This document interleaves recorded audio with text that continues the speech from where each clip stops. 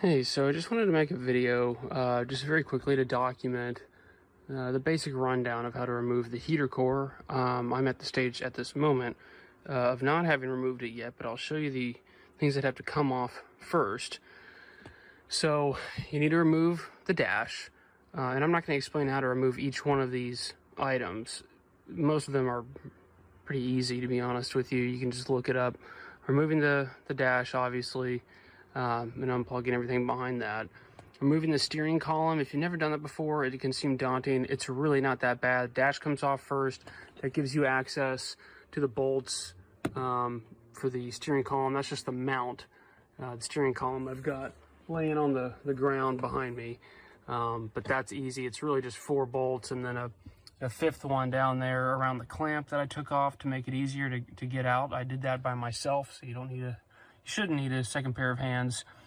And then just the panel here and the little air vent on the side. All that stuff just kind of speaks for itself. Really where it gets to be kind of a pain is, and I know I've got the towel in the way here, but you can see this brass colored plate. And here, let me try to move the light, make this a little easier. You can see this brass colored plate and how the heater core pipes, there's the top one right here next to my little saw that's going in, and you've got the other one coming out right here. If you're looking for brass, you're not going to see it because it's super corroded. So those green pipes, my camera's trying to focus on too many things at once here. That's the pipe coming out. And so the idea with these pre-87 XJS vehicles, and I think this may be the case on some other XJ series cars like the XJ6, is instead of taking the entire console out to remove this, you cut the pipes, each one in 2 different places, one close to the heater core, one, an inch or 2 away, and you do that to the top, and now you can just slide the heater core out. Once you cut these pipes, this plate comes off and it exposes the heater core, so we'll see that here in a minute. Because of space, instead of using a Dremel tool, because a Dremel tool obviously spins perpendicular to the shaft of the tool, that makes it kind of hard to get in there and cut that way because of the way it's shaped and all this stuff in the way. And I don't feel like moving all these things. So I'm actually using a heavy leather glove and just a saw blade. And that's seeming to do the trick so far. Brass is pretty soft, so it's not that hard. And we'll see how this goes. I've got some painter's tape here. Hopefully that'll catch some loose shavings while I get to this top pipe. Sorry about the focusing here. And then I've got, there we go. And I've got these blue shop towels, just in case any coolant comes out. Obviously, you want to get the coolant out first. I did not drain the coolant from the car, seeing as I just replaced the water pump, and I didn't want to go through that whole thing again.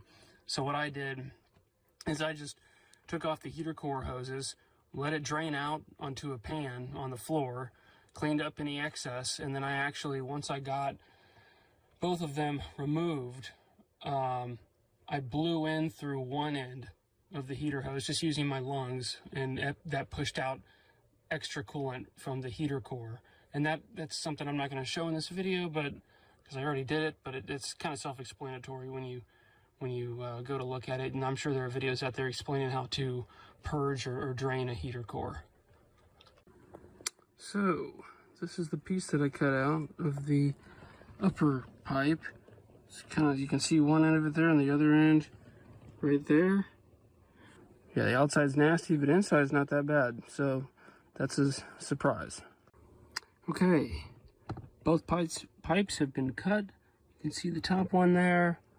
That one I showed already. Bottom one, a lot of fun. The one here on the right wasn't so bad, obviously, because you can come straight at it, basically over the top of this or even underneath this, I think.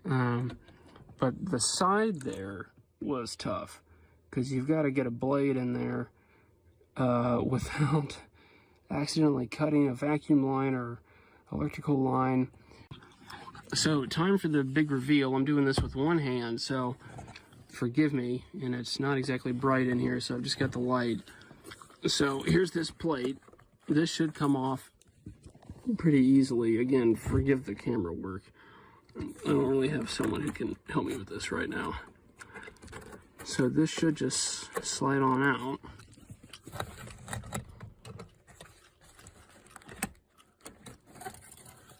Okay, so there's that plate. Look at how nasty the back side of that plate was. So there's this foam right there.